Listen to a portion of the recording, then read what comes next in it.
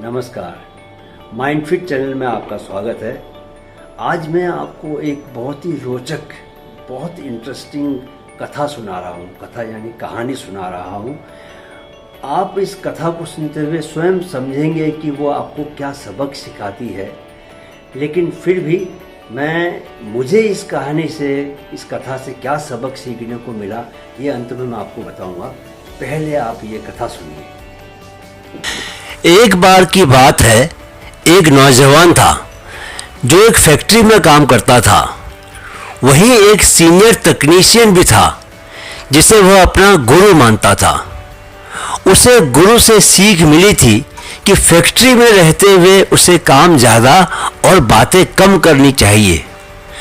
गुरु ने उसे यह भी सिखाया था कि फैक्ट्री में काम करते हुए उसे वहाँ के लिए ज़रूरी हर काम को सीखकर उसमें पारंगत होना चाहिए। 10 साल बाद वह तकनीशियन रिटायर हो गया और नौजवान खुद तकनीशियन बन गया। वह पहले की तरह अपना काम पूरी मेहनत और पूरे समर्पण के साथ करता रहा। एक बार वह अपने गुरु से मिलने गया। बूढ़े तकनीशियन ने देखा कि नौजवान कुछ परेशान लग रहा था। उसने उससे परेशानी की वजह पूछी। नौजवान ने गहरी सांस भरते हुए अपनी बात रखी। मैं आपकी दी सीख पर चलते हुए पूरी मेहनत और निष्ठा के साथ काम कर रहा हूँ।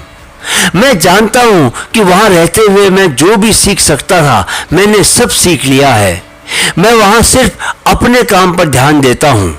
लेकिन सच यह है कि आज तक मैं वही का वही हूँ, जबकि मुझसे कम अनुभव रखने वाले और खराब काम करने वाले लोग कहीं आगे तरक्की कर चुके हैं।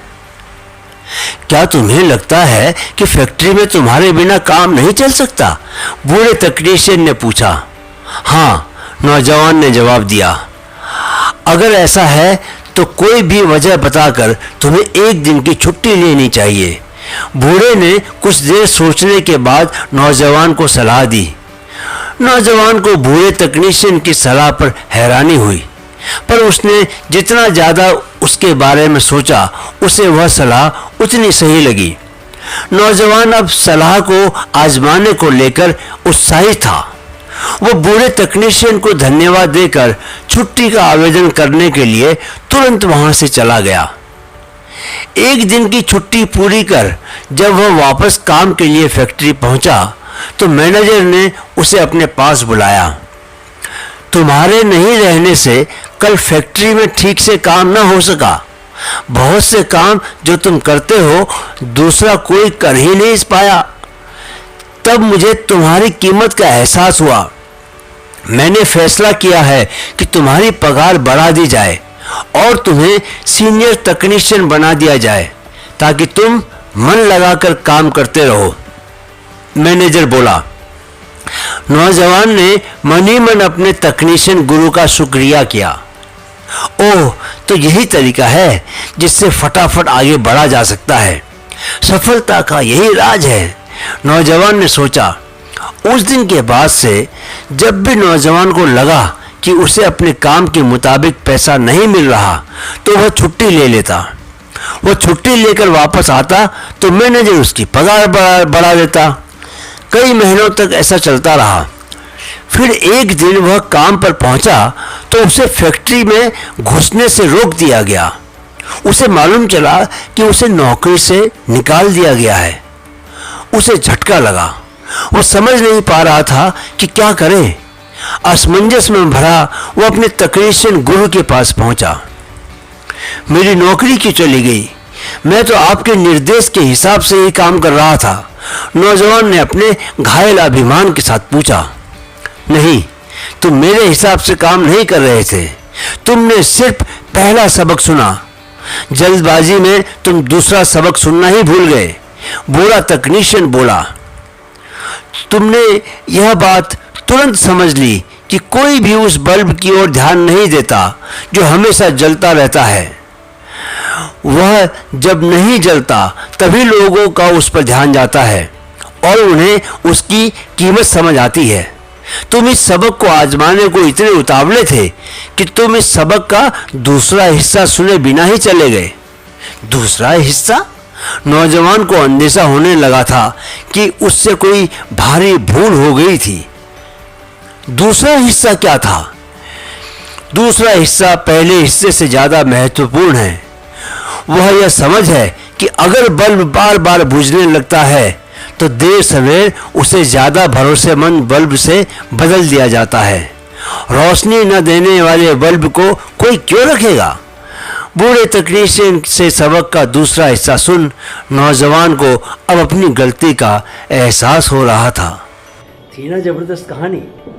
मुझे यकीन है कि आपने इस कहानी से बहुत कुछ सीखा होगा। जहाँ तक मेरा सवाल है, मुझे इस कहानी से 3 सबक सीखने को मिले।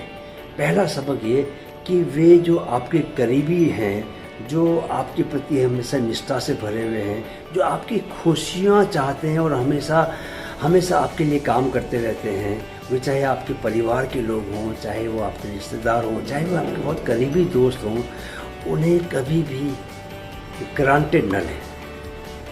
दूसरा सबक ये कि खुद को भी दूसरे लोगों को ग्रांटेड न लेने दें। अपना एक आत्मसम्मान हमेशा बना के रखें और किसी को शोषण न करने दें। अपना शोषण करना भी जो है वो अन्याय को सहना है, जो कि उतना ही गलत है जितना कि दूसरे पर अन्याय करना।